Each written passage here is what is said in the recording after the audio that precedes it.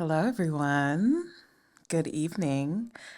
I'm Erin Christovale. I'm one of the curators here at the Hammer Museum. Thank you for being with us tonight. We're really excited and thrilled to hear from Diedrick Brackens, one of my favorite artists, and also an artist who I think has been along the curatorial journey with me. We both really got our start, or I would say our institutional starts here at the Hammer during Made in LA 2018, where Diedrick presented a gorgeous suite of textiles. And it was a major turning point for him and for us here. Diedrick's work is part of the Hammer Contemporary Collection, which we launched in 2005 to build a collection of international contemporary art made since 1960, with a special focus on Los Angeles-based artists and works on paper. Our growing collection includes a large number of drawings and photographs, but also includes painting, sculpture, and media arts.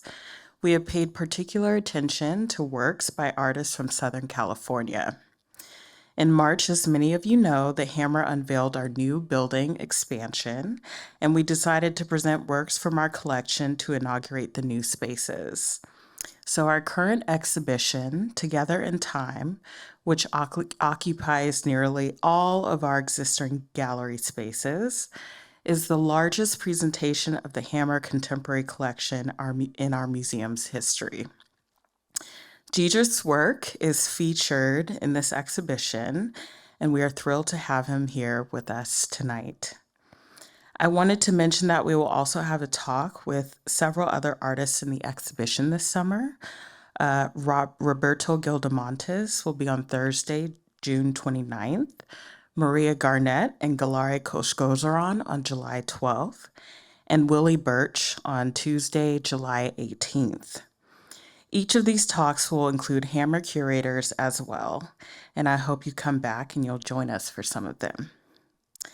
Diedrick Brackens is an LA-based textile artist originally from Mejia, Texas, which I learned another person is from Mejia, Texas, Anna Nicole Smith recently.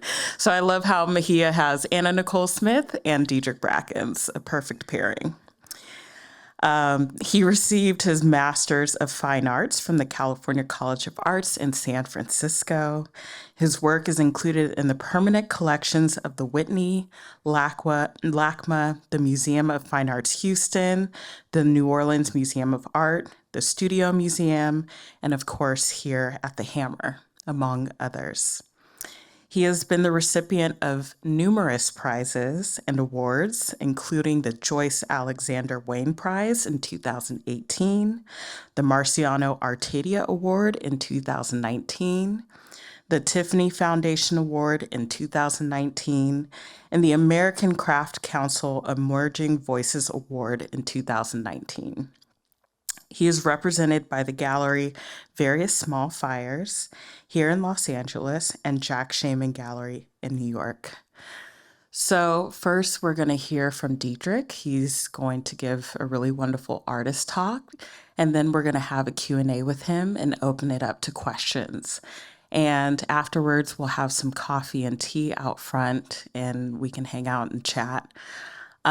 Just to let you all know also that along with Together in Time, we just opened a really incredible sculpture show called Ecstatic, which also features sculptures and works on paper in our collection, and that will be up until the end of August. So without further ado, I'd like to introduce Diedrick Brackens.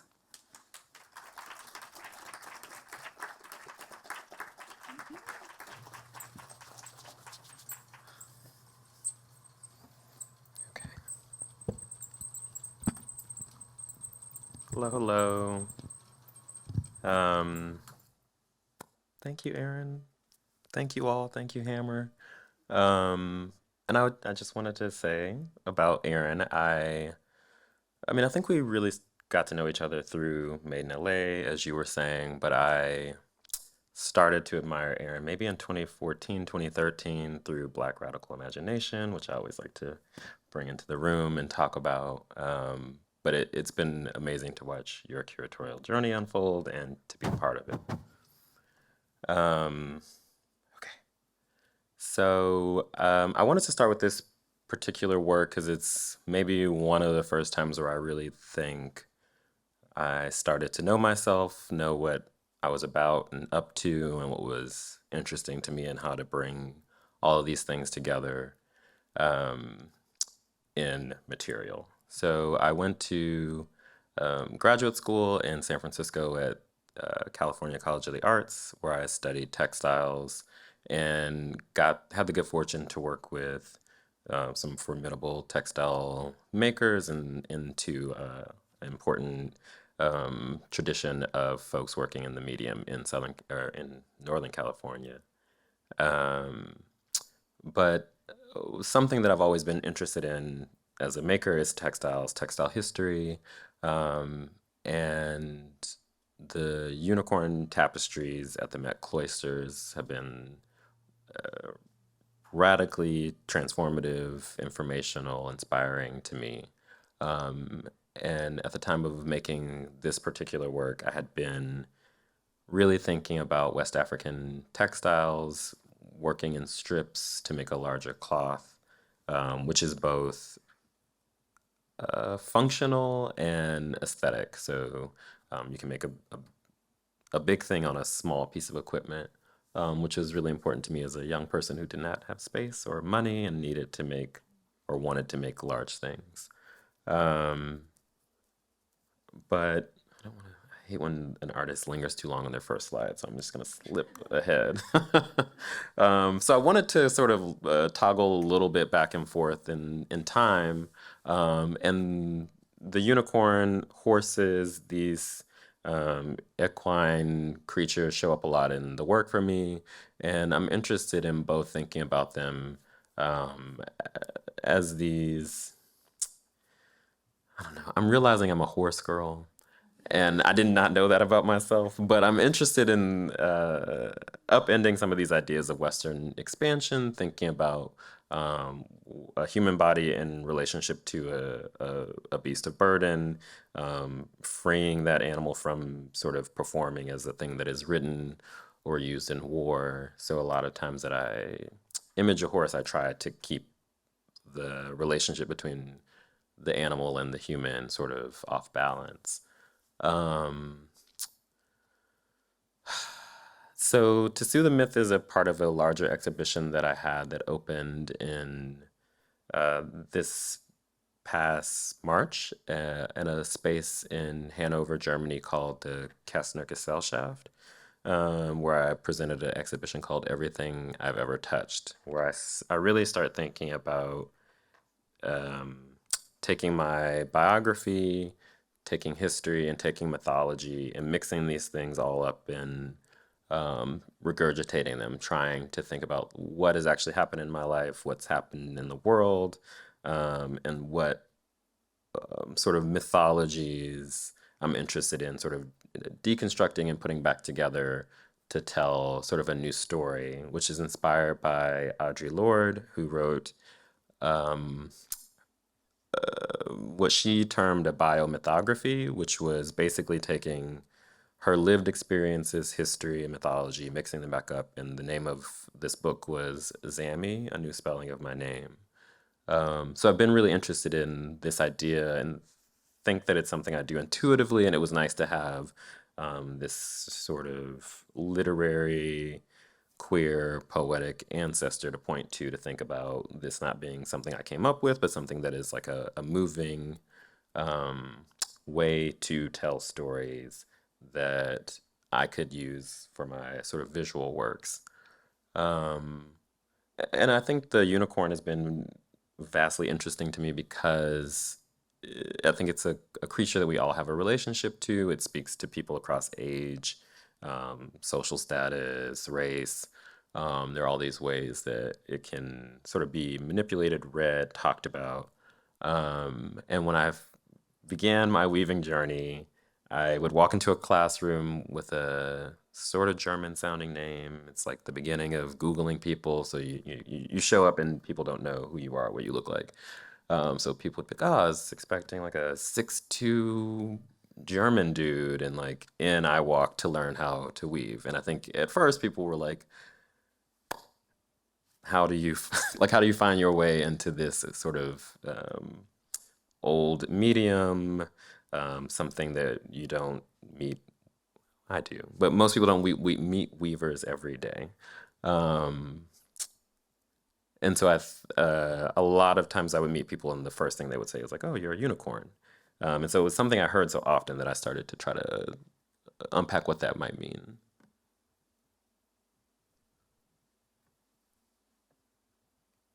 So there's a suite of 6 works in this body of work from everything I've ever touched.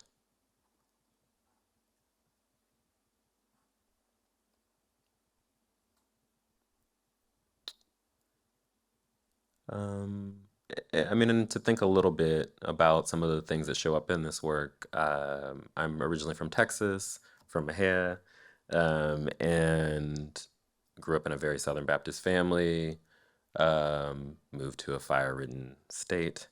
And I think some of the sort of biblical and real landscapes in my mind sometimes overlap, and I think about how those stories are sort of being renegotiated or resituated um, in my lived experience and both past and present. Um, this is like my favorite thing to talk about. In Texas, there's a cow called the Longhorn. I'm sure everyone's heard of it.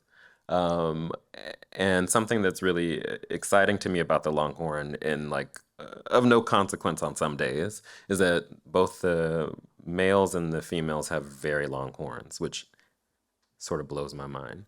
Um, and there's a cow. Um, damn it. I feel like my COVID brain is catching up with me. But there's a cow in Texas that has the record for the longest horns, and it's really important that you know her name is Danica S3.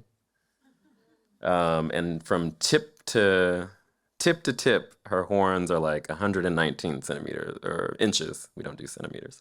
Um, Something like this. So some days I'm just like down a random rabbit hole, and I've learned more than I need to know about the lineage of a cow. And the interesting thing about longhorns and a lot of cattle is that we track their lineage. So we know what cow and what bull mated, and then we can sort of find out, like, improve a cow based on knowing these things. But you can find these like family trees of cows, which maybe doesn't sound like crazy to anyone else, but I have been doing my own lineage, and it's really hard to find um, who my people are, right? But beyond like what my grandmother might know. And so to get 4 or 5 generations back, in some cases, it gets murky.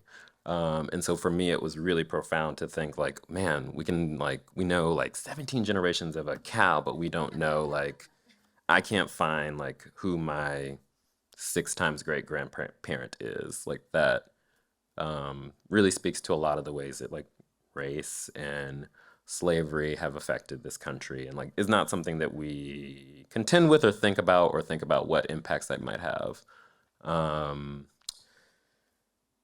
so those are some of the things that are swirling in here, but also thinking about the myth of the Minotaur. The Minotaur's mother's name is Pasiphae, which pacify me is sort of like a joke at, but also thinking about Texas, this place where um, we've mythologized ourselves as um, oh my God, now I can't say what's the thing? Everything is bigger in Texas.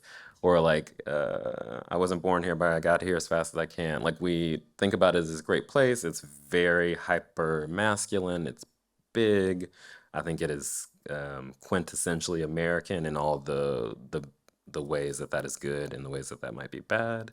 And so to think about like being from this place and like what you desire, what's mapped onto you, and how do you unravel like what you want versus what is prescribed. I really started to think about what it is to inhabit that space.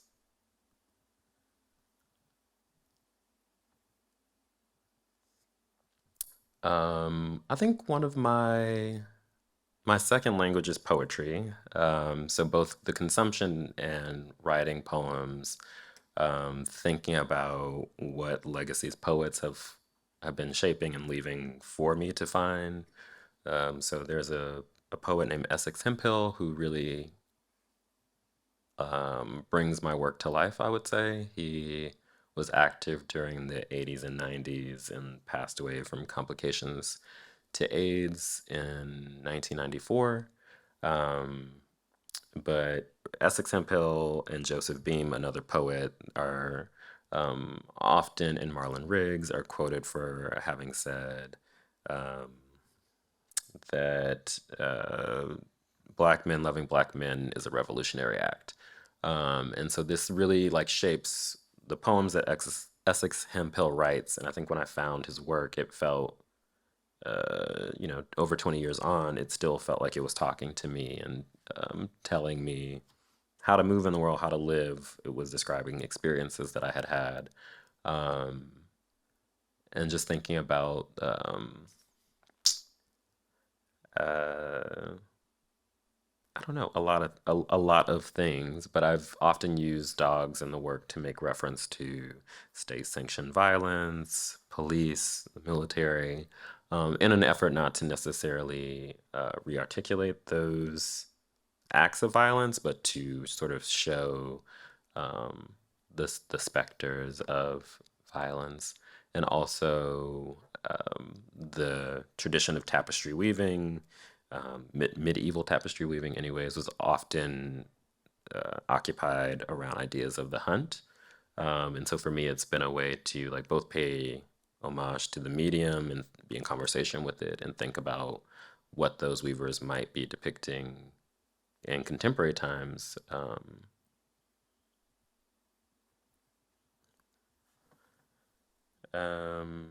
so when around 2017, I started to weave figures beyond the unicorn that I showed at the very top of the talk. I had really been working in abstraction, thinking about um, textile traditions that also did that, like kente cloth from West Africa or um, American quilts and patchwork. All of these mediums that were used that spoke or like had meaning in the ways that symbols and colors were arranged. And for me, it was important to try to articulate in a very similar way. And also, I felt like it gave me space to dream and think that felt um, protected and closed from sort of um, falling into these maybe I don't even know how to say this. It felt like it was safe from being misread or mishandled, which is maybe a flawed way to think. But at the time, it felt important.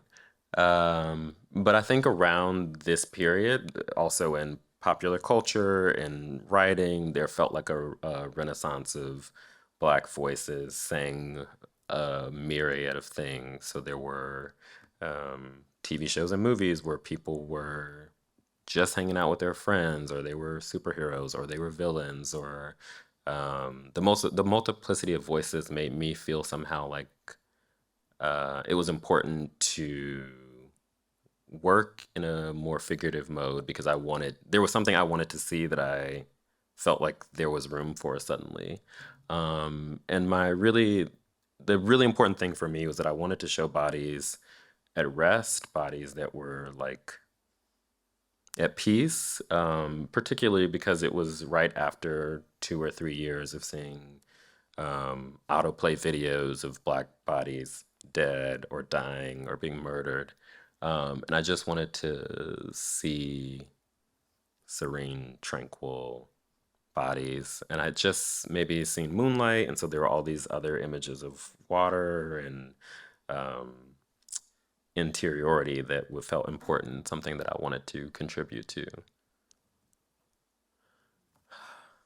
Okay. So there was a show in 2018 called Made in LA, and Erin Christovale and Anne Elgood were the curators. And I made a small contribution to it.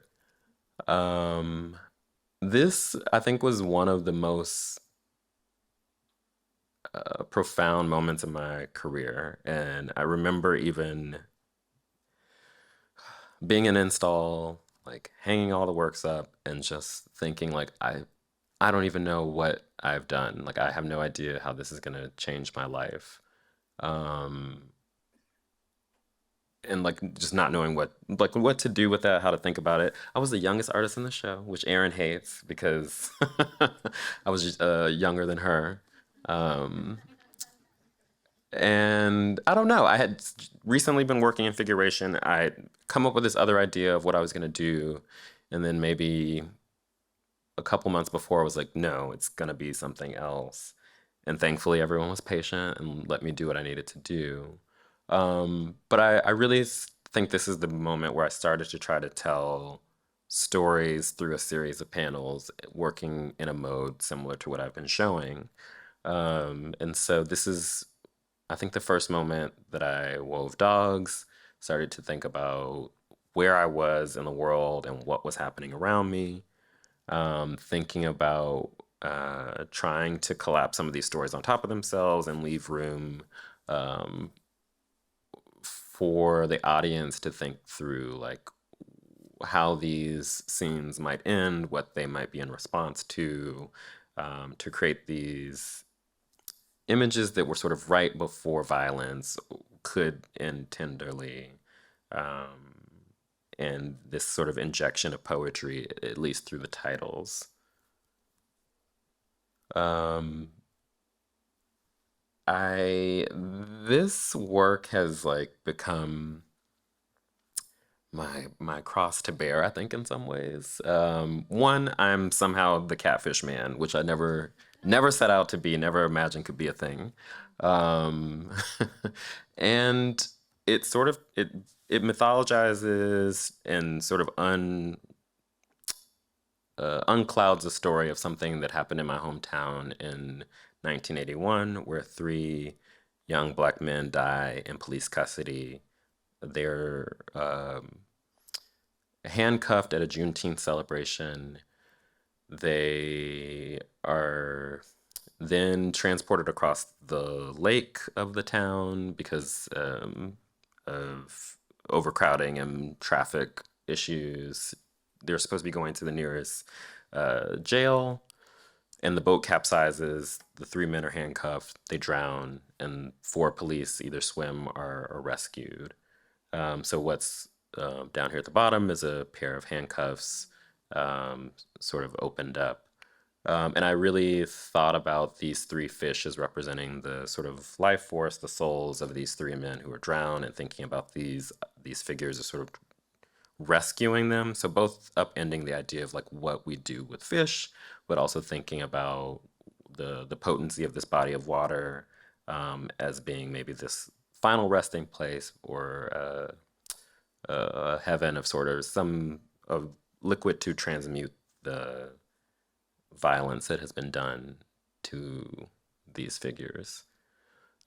So since 2018, this story that I knew intimately just from growing up in this place, hearing from my family, has become this thing that has traveled beyond me, a story that I have continued to tell and share, and I think has taken on more and more significance in the public eye because of the ways that we've begun to think about Juneteenth, and it's become more a national thing, has moved beyond Texas. People have started to understand its significance to the country in a way that I think folks from Texas um, have been intimately familiar with for so long. Um, yeah, and at the time in 1981, Mejia, Texas, this tiny town of 6,000 people, used to host one of the largest Juneteenth celebrations in the country because it was, at the epicenter of um, the original celebration. So for generations and generations, families would come back to this place to observe and celebrate. Um, yeah, that's all I need to say about that. So I use a lot of animals in the work, and I'm often thinking about trying to raise animals that we think of as undesirable or who have gained um, a bad rap, or maybe even some founded in public eye. And for me, it's important that I like uplift these things that we think of as dirty, as scavengers, as unclean, up because of the ways that I think um, through literature, through news, through any kind of storytelling, Black folks have been compared to animals or um, so that I'm trying to collapse this distance and simultaneously raise both of these things up. And for me, it's important because tapestry is this form where historically we've woven like dragons and lions and eagles or these kind of heroic creatures, and we identify people with them, right? So like if you have a crest with a lion in it, it sort of makes the patron or the maker sort of imbued with, whatever kind of great qualities we think of for these figures. So for me, it's to try to do that same thing, that if it's woven, it's made precious.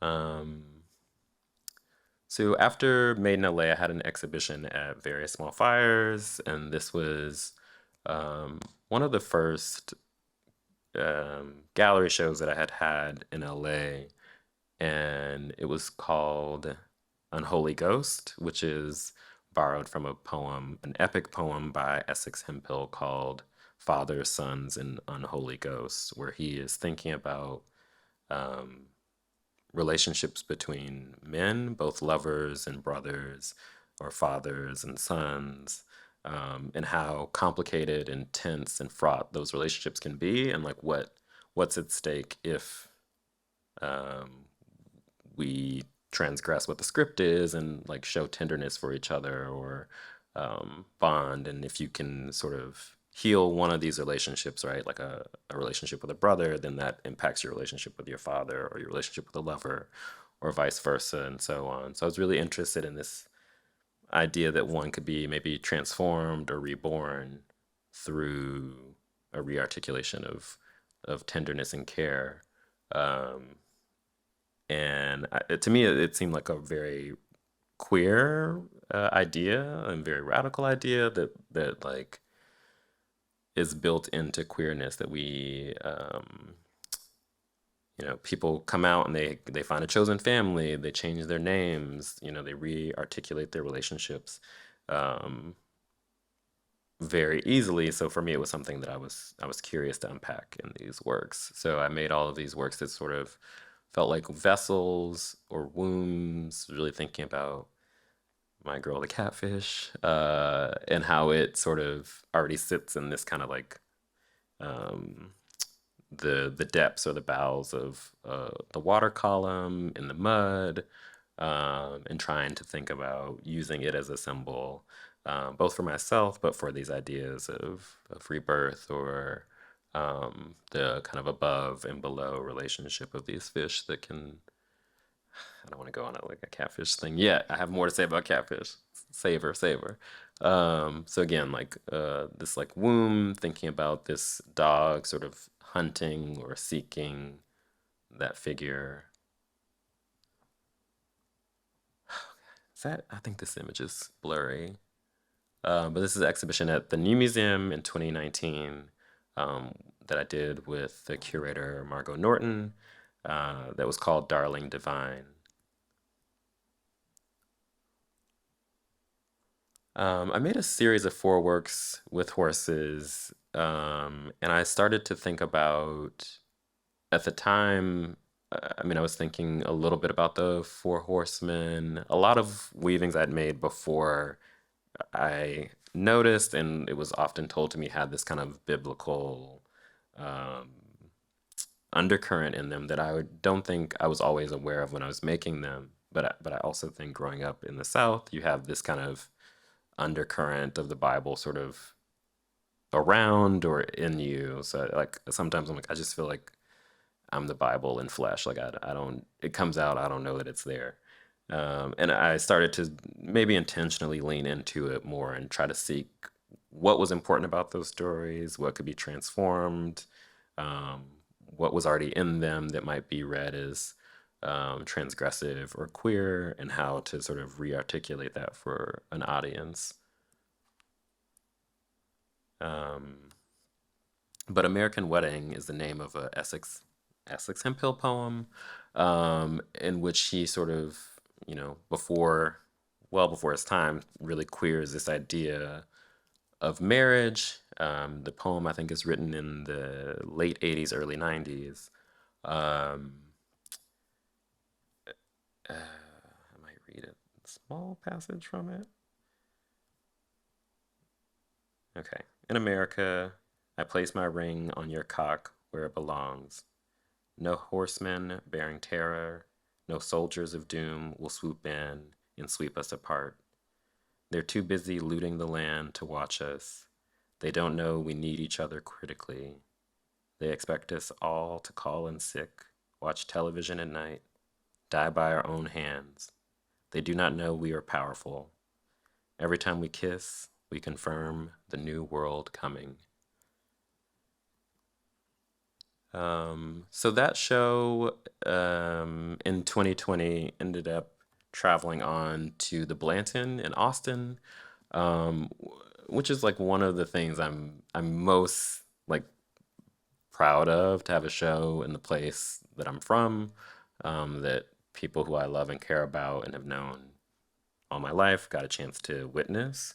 And it also is one of these weird sort of um, things that happen that don't feel like they happen because it was in the height of the pandemic. So I did not actually get to go see it, but unlike California, everybody was outside in Texas. So I think a lot of people did see it. Um, One of the other four horses that were in the exhibition.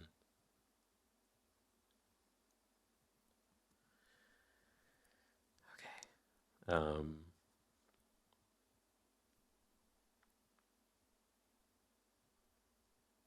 I think water is this unspoken character in my work. So a lot of the works feature bodies of water, lakes often, uh, rivers in the case of this particular work. Um, and I really, in this moment, tried to sort of image what that meant by kind of creating this blue figure that for me was um, sort of imaging this idea that the water is another character.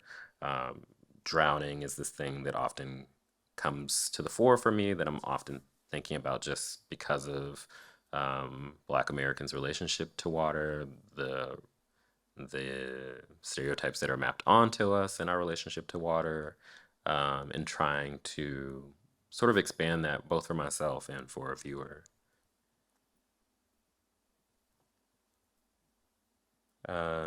Shape of a Fever Believer is another exhibition that happened in 2020, um, 2021, at Oakville Galleries, which is outside of Toronto. But I started to come up with this show in 2019. Um, and I was really thinking a lot about the AIDS and HIV epidemic, which so many of the kind of instructive, important makers, poets, creative class that inspire me to this day um, were lost to. And so it was both, I was already thinking about these ideas and trying to think about how I would image that. And I had read this CDC statistic from a press release that came out in 2016, that paraphrase says within their lifetimes, 1 in 2 Black men who sleep with men, which is the CDC language, um, will contract HIV. And then it goes on to say, as compared to 1 in 4 Latino men, 1 in 6 for white men. That might be wrong. And then like 1 in 11 for the general population, I think it was.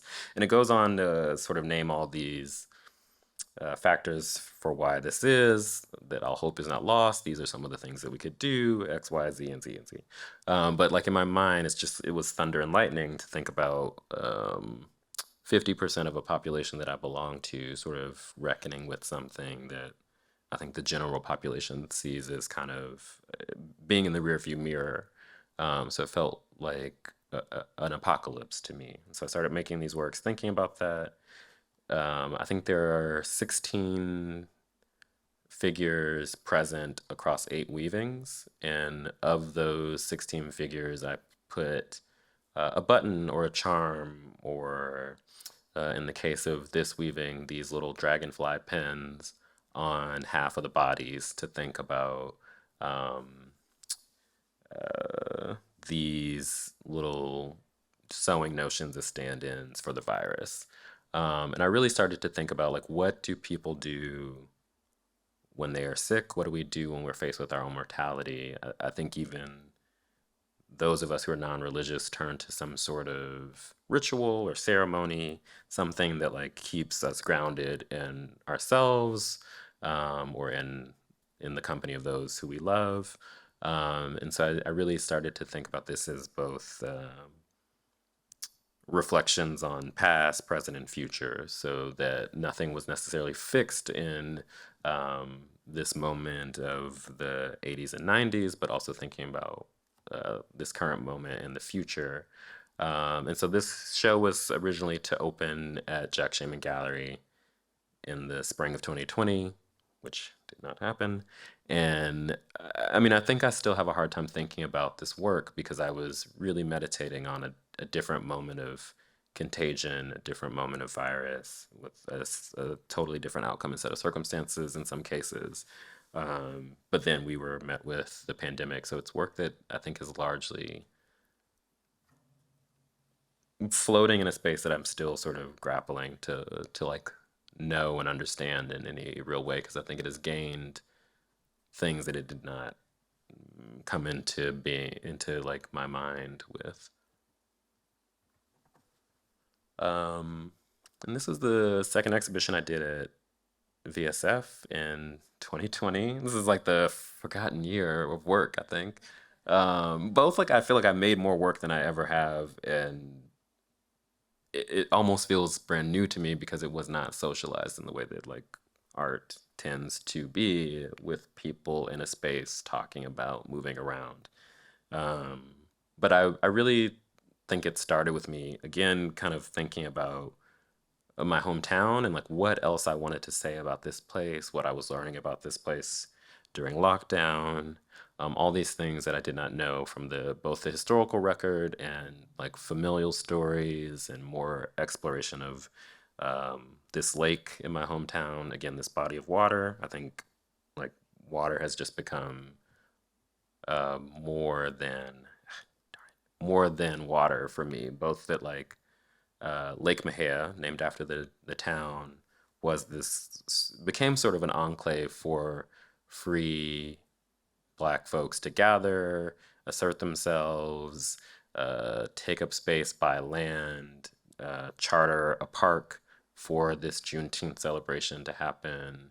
All of these things. So, like when I think about the catfish, it's also attendant with all of these other ideas. It's so prevalent in cuisine, culture, um, mascots for football teams. Like it goes, um, I think, deeper than just the kind of the animal of it all for me. Um, so these two catfish I inserted into sort of a cross section of an eye to think about this sort of relationship that I was starting to form with it as this kind of um, spirit animal, or a way to sort of make self portraits that weren't of myself, but like really still thought about my interiority. more images from Pond Keepers, which is the name of the show at VSF. I wrote a accompanying poem that went with the exhibition and was played as a soundscape for the show. Um, I just started learning things I had no idea about. Like, there's the vegetation of the lake, the flora and the fauna, um, the American lotus, which I didn't know there was a American species of the lotus. So I just started thinking about so many things in relationship to the catfish and to this place that I was from.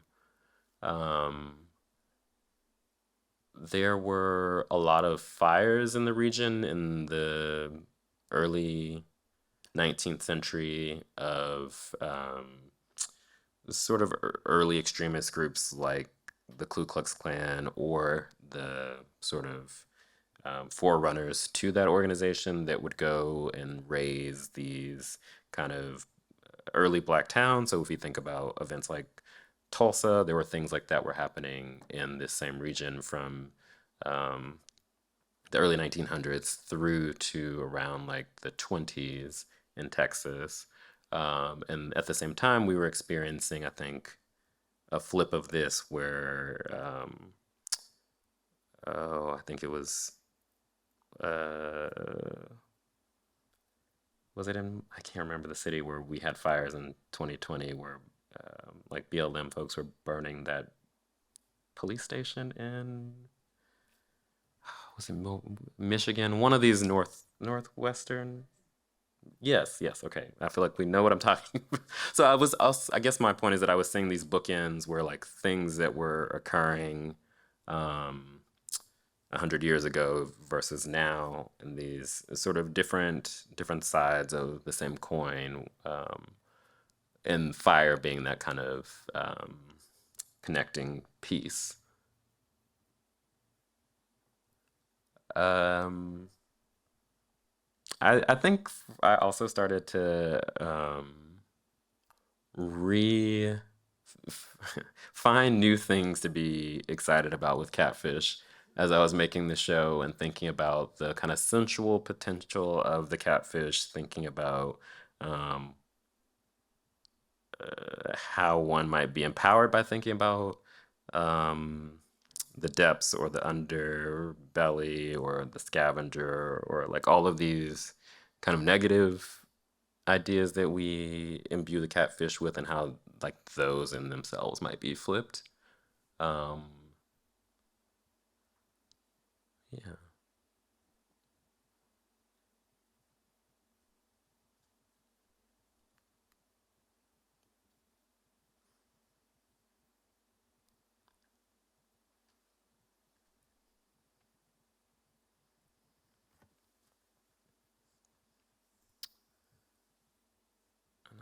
I think this. Okay, these might be my last. I might be lying, but these might be my last few slides. Um, how am I on time? Do you know? Okay. Well, maybe not. Um, so there is. I always get nervous about this. I get nervous about anything. Um, the quill codes are these contested ideas that during enslavement and when folks were navigating the Underground Railroad, folks who were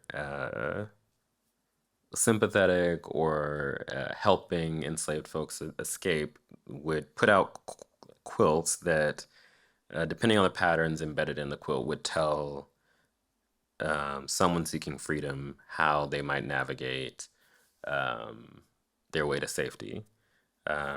So Archibald Rushes is the name of this exhibition. It premiered at the Scottsdale Contemporary Museum in 2021. And I really thought about this idea and started to try to pull it apart and rethink it and think about what it might like have to offer to me, to a viewer. And again, this idea of like the push and pull between past, present, and future, trying to like resituate or destabilize that it might be referencing the past, but that it could be applied widely. So I made a series of sculptural baskets and textiles. Um, but so about the quilt codes, it's contested by historians, quilt experts that this happened because some of the patterns they allege are invented outside of the time period, right? So that they come later than 1865. Um, and for me, I think what's been really important is not the truth of the claim, and that like even if it happened once, there's something powerful in that, and the idea that to this day culturally, if we teach this to children, if we talk about it casually in conversation, like what we actually are excited about is that if there was a group of people who were enslaved, they largely could not read or write. They were the arbiters of language, cunning, skill, and like used all of these things to self-liberate. And like that's the takeaway. That's the kernel that I think is important, that I think is a vehicle that could excite anyone even today to think about like what is important about craft work, what language could be embedded there, like how can we read or encode all of the knowledges that we possess to like move ourselves forward in some way, right? Like that making is more than making, that language is more than like the words that we say or write down. Um, yes. So this particular pattern is called North Star, which is the uh, eight triangles in that kind of star pattern. So I really started out by making the figure sort of interact with those shapes and forms and think about how they might augment the message or complicate it. Um,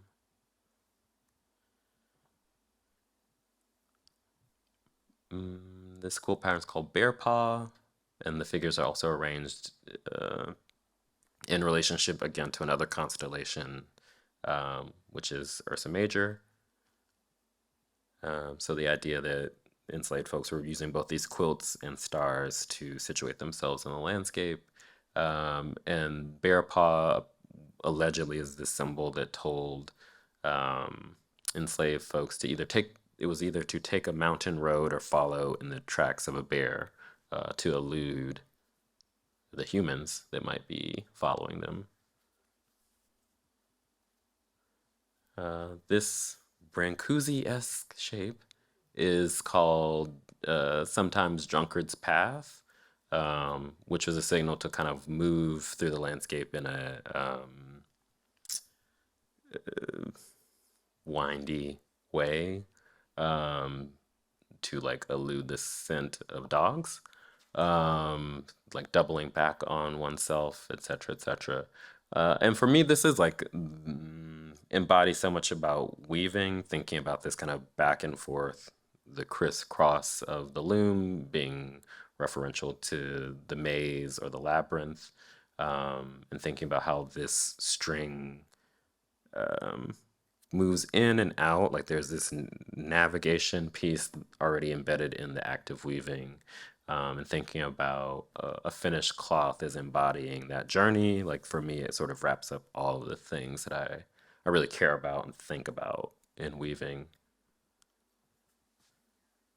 Oh God. Okay. Um, 5 more slides. And I like to have an Easter egg when I'm doing a show. So I had already come up with this like very easily understood by myself idea that it was a constellation, it was a quilt pattern, and I was going to map the body on top of it, and that I needed to sort of break out of. And so I wove this goat that for me was a reference to Capricorn. So thinking about again the stars, but thinking about maybe other ways that we navigate to our interiority using the stars. So putting my star sign in the exhibition as a leap out of this kind of didactic that I set up for myself.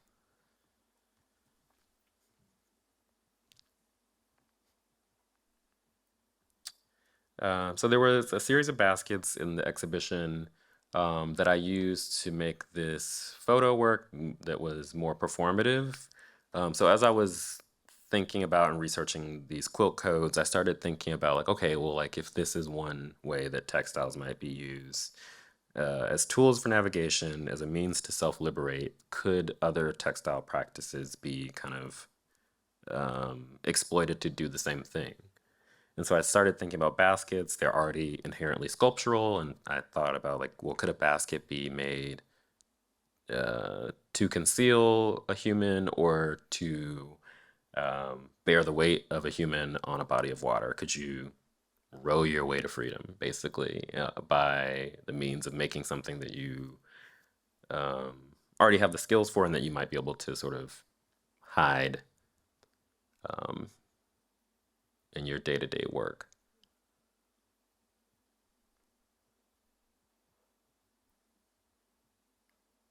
And then thinking about little baby Moses floating down a river, like all these things start swirling in my mind. Also, as Americans in the founding of our country, we've already mapped the Bible over the landscape. There are all these places in the country that have the names of Egyptian cities on them. A lot of early American Protestants think of themselves as the Israelites, these enslaved people in a foreign land, which I think while I was doing this work, I started to think about for the first time how interesting it was that folks who were enslaving people would think of themselves as the enslaved. Um, and yeah,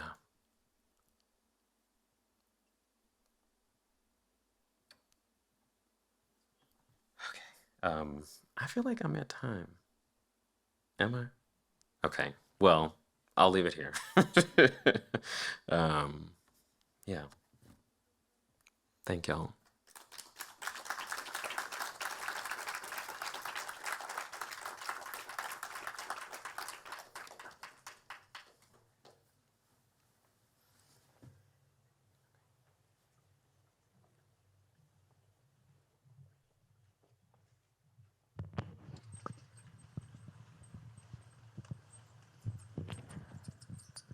Thank you, Diedrick. So you're a horse girl and a catfish girl. You got a lot going on. Life comes at you fast. You just got to be ready. You got to be ready.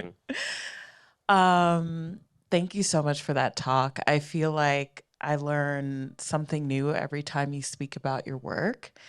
And I also think that largely to your work, I feel like so many craft and fiber artists are really coming back into the contemporary art world, which is really exciting to see because I think thinking about a history of that type of work, who it historically is relegated to, I just feel like you're continually breaking so many different boundaries still, which is really exciting. Um, I think I want to start with thinking about the South. I think there's a large historical history of textile making from various cultures and places, but I'm so curious to know how the South specifically has informed your practice. And if you could also speak to some Southern artists who have informed your practice, because I think there also has been this trend of bringing in these older, specifically Black artists from the South back into the fore and reintroducing their work and pushing them outside of these sort of outsider identities. So, can you speak to that? Absolutely. Thank you for that question. I think that if I had to name off the top, I would say the G-Spin Quilters, which represents many makers over generations who are from Alabama. Um, yes, Alabama. Not my state. I'm like, which state? John Biggers is someone who is from Texas, who I really think a lot about, and even both subject matter, the way that sort of a spirituality, signs and symbols, or sort of constellations actually as well. Um, are mapped over his body of work. Um, I think Ronald Lockett is someone who I'm thinking about. Um, and I think the South is much bigger to me than geography and terrain, especially thinking about the Great Migration out to the West in particular. There's so many folks who I find out are like, oh yeah, like my mom, my grandma's from Texas, right? So um, I'm supposed to be answering another part. There was a part A or B to this. Well, basically, like how the South informs your work, and then specifically Southern artists who Absolutely. influence you. I mean, I think there's a storytelling in the South that is, to me, particular and special. There's a kind of exaggeration. A musicality. There's always uh, a magical impulse, right? So I think about the story, I think in a lot of folklore, it's called the Highwayman. So there's this idea in the South that even to this day, like, um, my mom might call me like, we broke down, we had a flat, and like out of nowhere there was a car, and like then they didn't ask us for any money, but they happen to have the one tire that we needed, right? Like there's always a way that spirituality enters us the between the nexus of like what's possible and impossible. That I think the images that I make is this is like a sort of undercurrent that I think about, right? Like how can I make a simple thing seem strange? How can I make um, can a flame appearing seem magical? Can it seem biblical? Can it seem destructive? Can it seem promising? That I'm always trying to take these very sparse elements and put them next to each other and wait for it to sort of like sing or buzz or feel like there might be something else beneath like what is visible. Yeah, I think that lyricism or that inherent rhythm Hmm. that you speak to, I think not only speaks to the South, but larger Black American culture and Hmm. even through the Hmm. diaspora, this sort of ongoing beat that Hmm. I think sort of leads an impulse from point A to point B. Hmm. Um, and I want to talk about the figures because I think, Made in LA was so major. I think in part because it was really one of the first times that you introduced the figures in such a panoramic, cinematic way, if you will. Hmm. And I know that the figures are typically rendered in your likeness, but obviously it's clear that they are both sort of part of you, but then also part of the world at large. And they're entities and they're shapeshifters and Hmm. they build portals and they do all of these magical things on this woven surface. And so can you speak to kind of maybe what what their labor is, what their job is, what they're here to do? Oh I love you. man. um, I could find my way. I'm gonna find my way to an answer to that. But I think something I'm discovering for myself in the way that I make work is that there's the thing that I say that they are doing. There's the things that I'm excited to say that they're about, and I think that it's true. But I feel like something I've been learning is that like I don't know. Like I don't know. Sometimes I don't know. And in addition to not knowing, I think if pressed, this is a theory, so don't fight me. Um, Most artists keep something for themselves. Like I think there's the sort of public it is aboutness, and there's that other thing that I'm like, it's what gets me to go to the studio. There is a question that I have, conscious or not, that I'm like chipping away at. Like there's a reason why I keep weaving dogs. I'm sure there's a reason why I'm like obsessed with the catfish.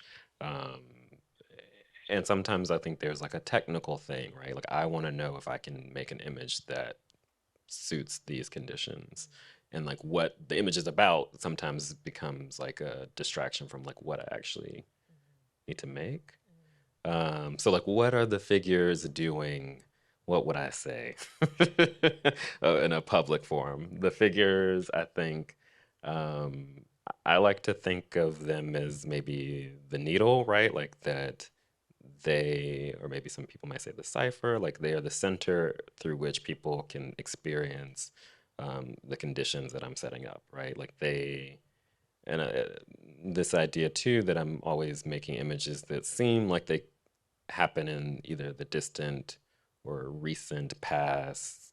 They don't have any, there's not a helicopter, there's not a gun, like, right? I'm trying to time travel a little bit. Like, I like that these figures and their relationships maybe start to speak to like larger rearticulations of like being in the world. Like, that's something that I'm really curious about and like trying to set up relationships or situations that I don't see often that I want to see. Like there's a little bit of trying to create this like new world coming that Essex describes in the poem.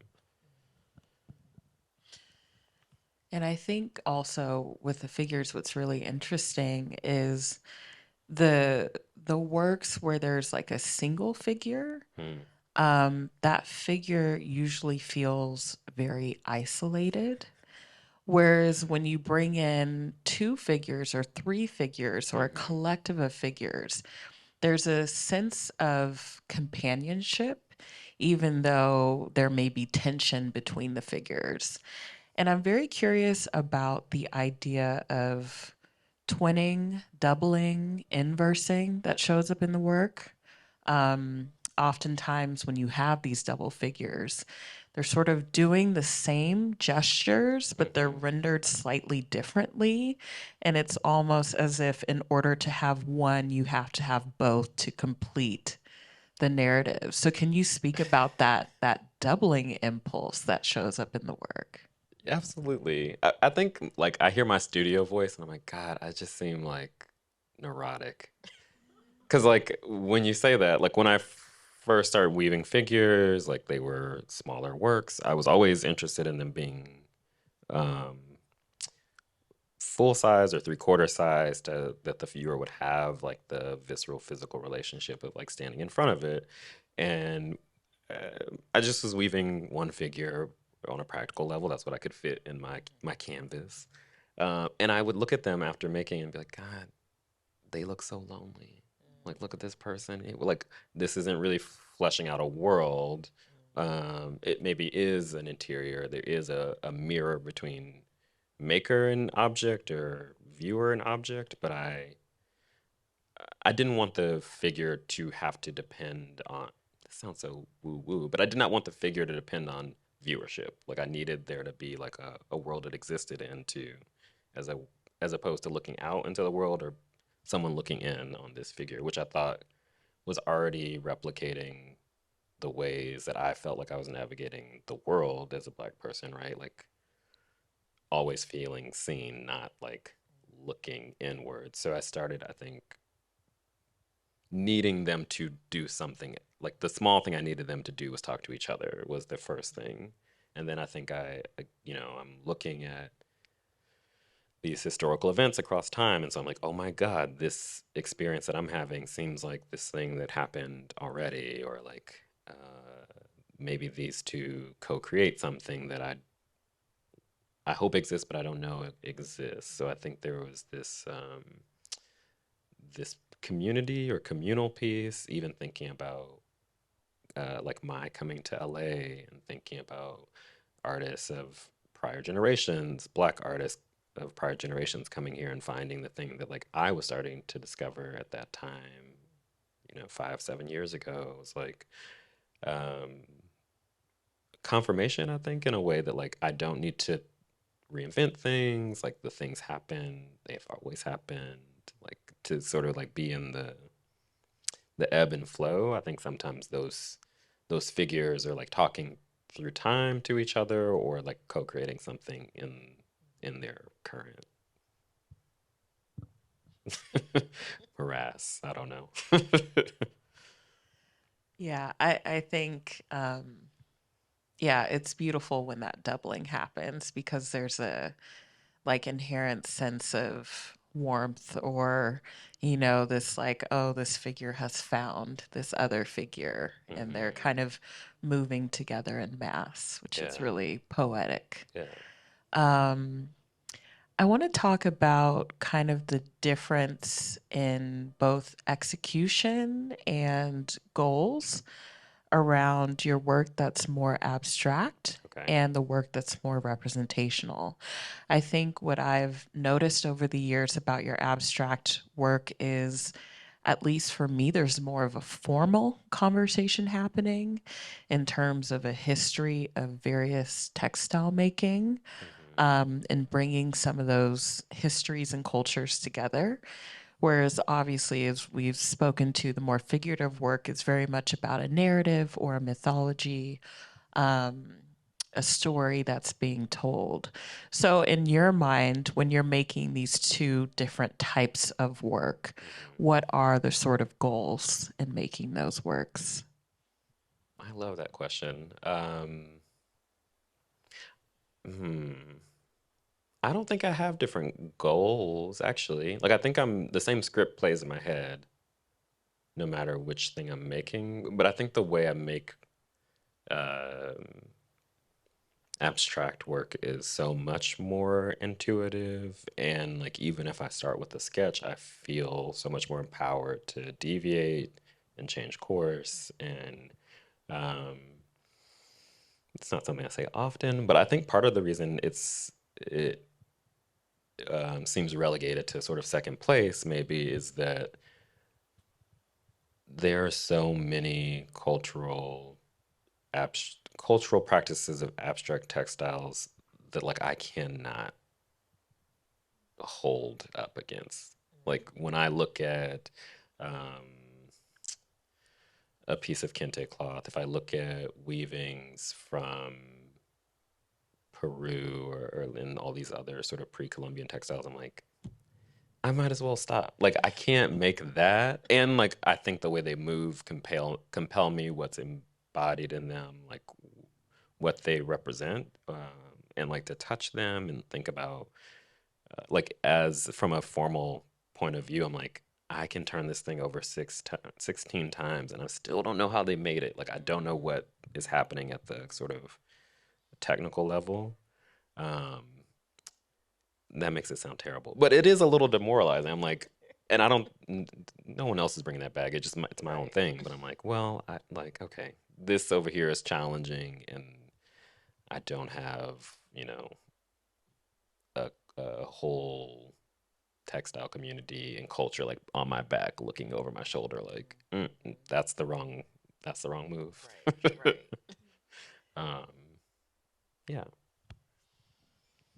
Yeah, I feel like so many histories are held in those textiles, and they're literally centuries and centuries Yeah. of makers Yeah. to a level of perfection that is just unmatched.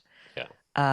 But I think, speaking of that, I'm also very curious how you source your material, and your yarn, and what that process is like, because I know certain weavers are very particular down to like the particular sheep or goat or whatever that the material comes from, and that's very much a part of their sort of ethical compass, but also this idea of maybe being like, um like a realist or something like that. So I'm curious if Mm. any of that shows up in terms of how you source. Um,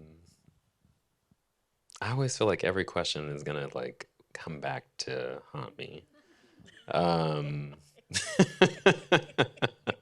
every answer, not every question. Um, I have said things, and people then later are like, "Remember when you said this?" I'm like, "No." Um, but I feel like I come from a studio craft background, sort of founded in the 40s in this country.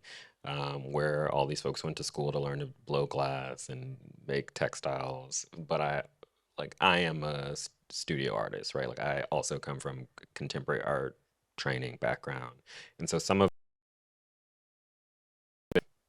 not strategically, but because of training, fusing two things together that the art world and these two camps have put at odds, right? So like the way that people feel about studio craft artists and the way that studio craft artists feel about these folks, like I sit sort of in this middle place where I'm like, I have a mentor over here and a mentor over here.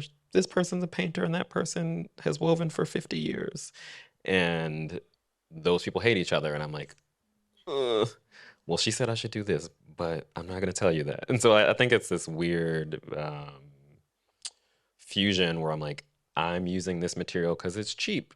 And the studio craft side of things is like, well, if it's not like, it needs to be pedigreed in a very particular way that for me is not productive and not content. And I think I very early on started to think like, I don't use materials that don't have symbolism or like an internal logic all of their own. Like for me, it's important to use cotton because I am from Texas, a slave state that grew cotton. This is the sort of founding of wealth in this country and in the world, frankly. Like there's something there that is important that speaks, even if the piece is not internally about that. Um, like I'm not going to use a natural colorant unless there's like a history, a baggage, something that I can unpack and think through. Like I'm going to use a commercial grade textile dye because I know it's going to last and it's functional in a way that is more important than farming cochineal in my backyard and having a compost heap or see, I feel like I start. This is where I start to go off the rails. I have to stop there. Like there is a logic to the thinking that does not necessarily have allegiance to heritage fabric. Good ending. Just a few more questions and then I'm going to open it up to the audience. What has been amazing to me just to witness as a friend, as a curator, is, I mean, obviously your rise in the art world in just, 5 years, but the way in which the market has, dare I say, devoured your practice. And I'm so curious how you feel about that. I don't know if we can really get into details, but I think mainly, I guess, how do you feel about like um, the market being so interested in your work and in just the span of 5 years, your practice and you as an artist just kind of Mhm. bursting through, what we tend to call a glass ceiling, so to Sure. speak. Aaron, I think I try to think about it more apart from myself, right? So I try to be more scientific about it, as if I'm asking someone else about, if I'm someone else asking someone else about me, right? Like, what are the conditions that make it possible for this artist to have these things happen? Because I don't know. Like there's parts of me that don't trust it. There's parts of me that feel anxious about it. But then there's this other part of me that's like, I want to be in my studio making the things that I want to make. And I have to like silence many other voices that also aren't the industry, right? Or yeah, I feel like there's a lot of other things that I have to shed in the studio. So like if I think about it, I'm like, well, people have become really interested in craft again, right? Like there is, and there are reasons that that aren't nefarious, Diedrick. You shouldn't be anxious about that. Like we are interested again in figuration for a reason, and like there are a lot of these trends that were happening before you were aware of them. You were going to be a weaver 13, 15 years ago. Like and you knew at the time like what that life looked like, right? And so I think I started making textiles and I was like, I'm gonna be 80 and one day I'm gonna have a show. Like that's so cool. And this was like the precedent that I had, right? Like that there were these women, there were these folks of color who made things that look like what I make now, who were reclaimed by history very late in life. And so that part of me is like, wow, this is momentous. I'm grateful that there's a world that exists now where like a plurality, a multiplicity of makers can get attention while they're alive, can make a living while they're alive, can be celebrated and named before they are, you know, farther along in their career, making in obscurity. Um, and I like then I try to stop. I'm like, I celebrate that. Yeah, I mean, I think that's a very reasonable way to think about it because I think sometimes the market can feel very overwhelming. And I think, it's hard sometimes when I see the market informing people's work, and totally Hmm. even shifting their practice in some ways. So, Yeah.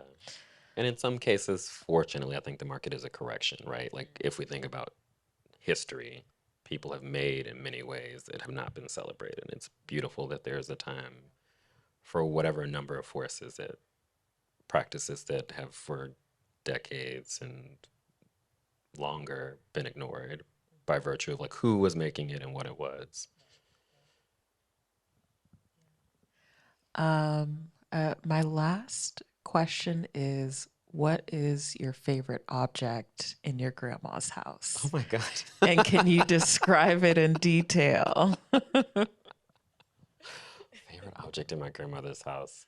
Okay, it's two things that are one thing.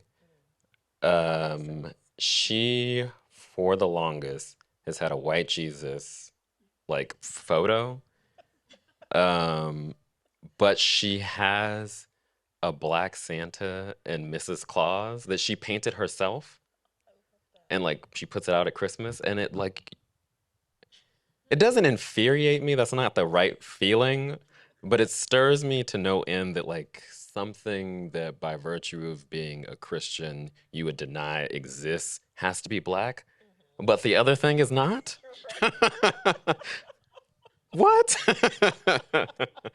um, that's one. But I think the other thing is she has these vintage sewing machines that like in my lifetime as a child I never saw. And then she saw my work one day and she was like, "You know I sew, right?" And I'm like, "Yes, I know you sew. You famously made all the family clothes."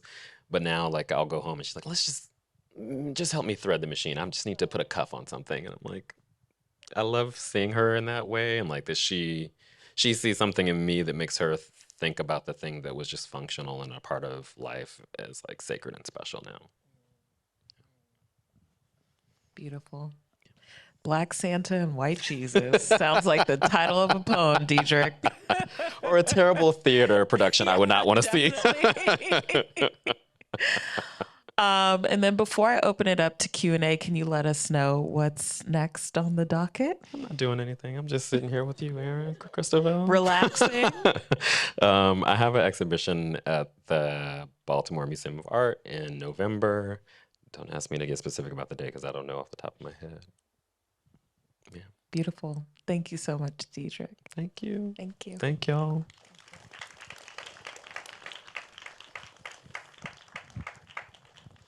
Okay, so we're going to do a brief Q&A.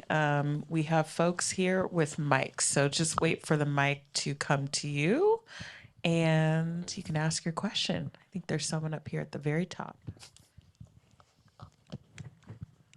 gonna be a question for you, hopefully. Diedrick, that was really beautiful to hear about your work, and the dialogue was really moving as well. One of the last words that was mentioned in the conversation was poetry, and I wanted to come back to that and ask for a bit of a deeper read of the poetics of your work and how poetry is a thread, especially thinking about Essex Humble. And the words that are coming to me are just how poetry can have really clear imagery, but also a lot of ambiguity, which I feel like your work brings both. I don't know if that resonates with you or what that sparks in you, but I would love to hear your thoughts. Um, Thank you for that question. Thanks for coming. Uh,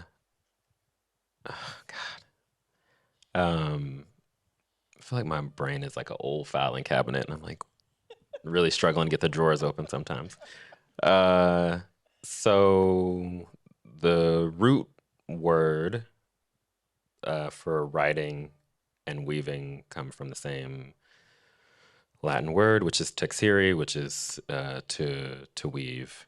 And so for me, language and weaving are already like inextricably linked. The way you move across the warp, the way you move across a page, I think activates the same part of my brain, at least. Like the way that I'm thinking when I weave or when I write sort of sit in that same place. So it's hard for me to like uh, be really in weaving or really in writing and switch to the other one, right? So I have to, it's like a come down from one or the other. And I think when I was in undergrad, I really wanted to be a poet. I thought I was going to go to school and study English, and then quickly it wasn't going to be the thing. And I had been making art all of my life and knew that this was this other road. Like both roads seemed like roads I could not take if I was living up to anybody's like societal expectations. But then I was like, I'm going to be a weaver. And so I think the frustrated poet in me has found titles to be the space where like even just a little bit I could explore language or use language as a means to um, push the imagery or conduct the audience to think about or visit something if they were interested, even by naming it after a poem that one could go read and maybe be, further cracked open towards the imagery that was present. Um, and I don't think it was until the last 3 or 4 years where I was like, like I want to write. I should write. There's no one stopping me. I don't need to have any credentials. Um, and having absorbed Essex work for so long, I really got to this place where I was like, I know everything I need to know there. Like, and I say how much I think my own experiences feel like they're in his work, and that is true. But I also am like, I have my own experiences that I want to write about. There's things that I want to point the world to. And I think it was that images and weaving were taking me only so far because I still was like, I still have all these other sort of like language things I need to unpack for myself. So I think of it as a separate and distinct practice onto itself that also feels fun and not consumed in the same way that if we go back to this question about market, where like what I write has no bearing on my life and my material conditions, is not paying the bills. It's fun. I get to like make a mess. I could tell you that I write every night and you don't know. Like I don't have to show you that. I don't have to have any proof. And like that feels fresh and exciting and like messy and complicated.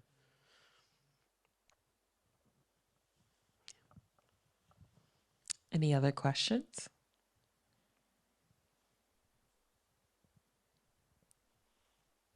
Right here.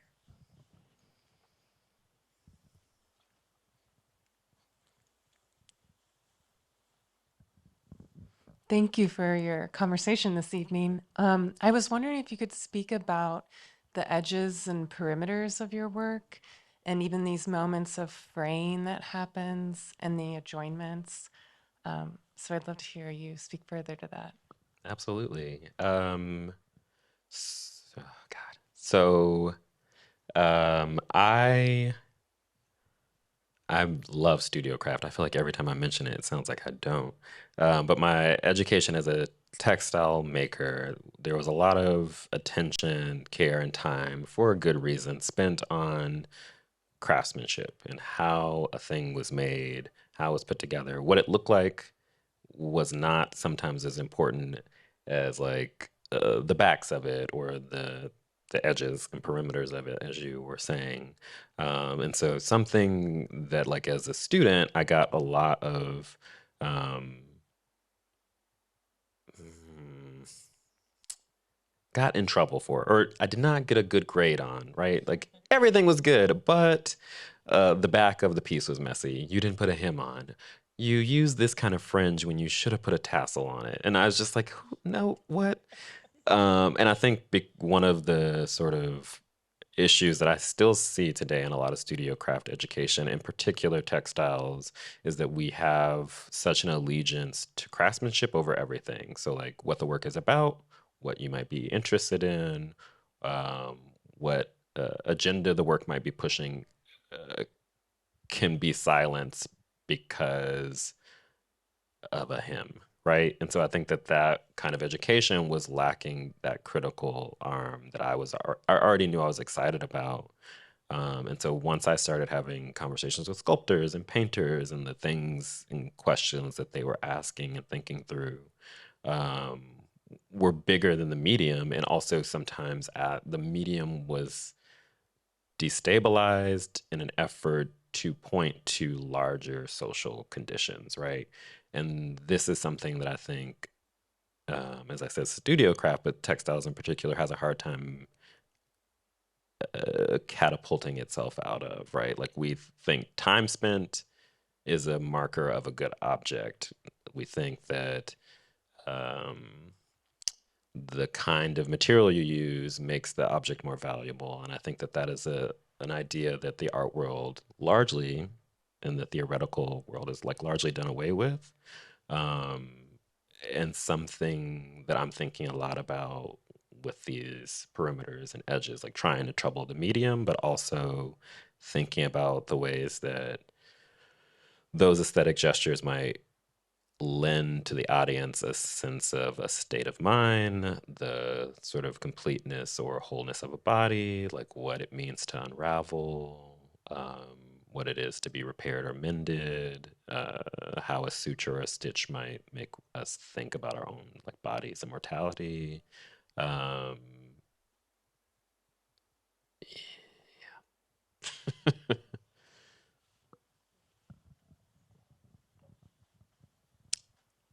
I think there was one more question. Yes, last question. Yeah, okay, it's me. Sorry.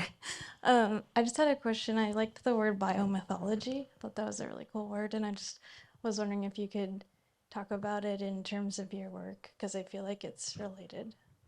Absolutely.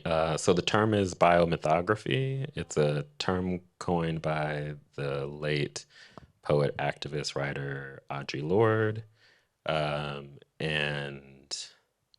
I think it's something that I was doing intuitively, and I did not ever conceive there might be like uh, someone who formalized that into like an idea. Um, and I think for me, what is important about it is it's not that it is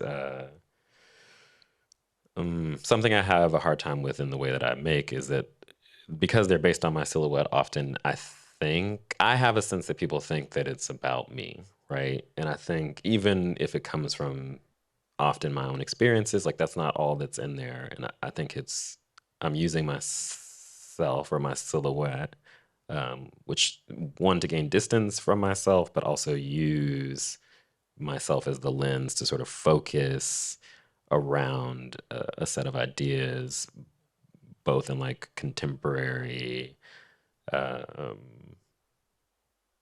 culture and but also to then like add a story that we might all be familiar with to sort of like add another lens to be like, okay, here's the current, here's the historical, here's that mythological piece. Like if we put all those things together, like what then do we see, or how can we make sense of our current moment by looking at this kind of story that we might all know well? How does that like make things strange? Like what's lost, what's gained through that triangulation, I think is what I'm most curious about. And then one final Yeah, I question. don't want, Yeah. you've been waiting so patiently. Thank you. Hey, I was hoping you could talk a little bit more about how the actual weaving process, you mentioned briefly like the navigation of the warp through the weft is really important to you, and like how does that influence the image creation from even before you sit down at the loom?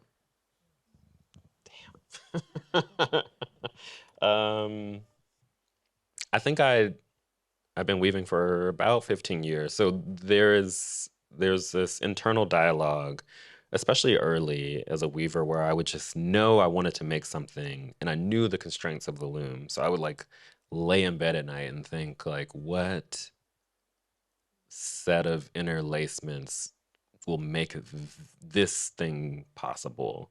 And there would be these moments of like, aha, immediately, or these moments where I'd be like, I've really like fussed with this idea for months and I still don't know how to do it. And so I think it was a language that I was learning and starting to manipulate.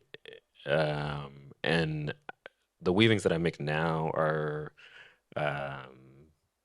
they sort of combine maybe 3 textile techniques that I learned in isolation with each other. So like over the course of, I want to say lifetime, but that seems like a big word for what I mean.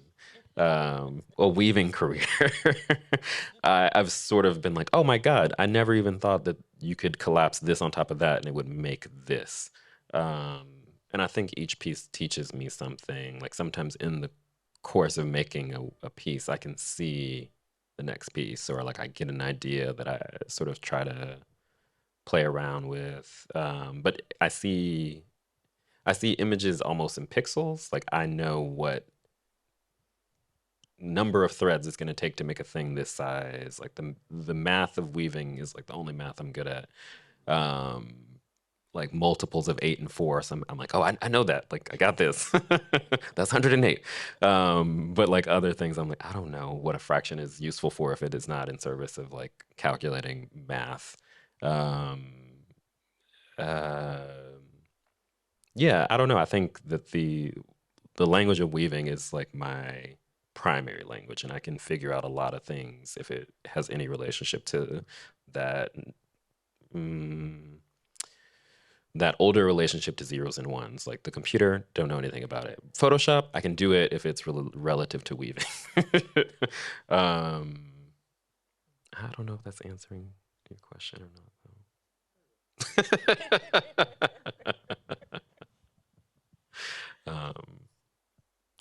That might be all I have, though. Well, thank you so much, Yeah, Diedrick. This thank was you. really amazing. Erin Christovale over everything. Diedrick Brackens, ruling the world. Thank you so much for being with us tonight. And please join us outside for some coffee, tea, and some cookies. Thank you.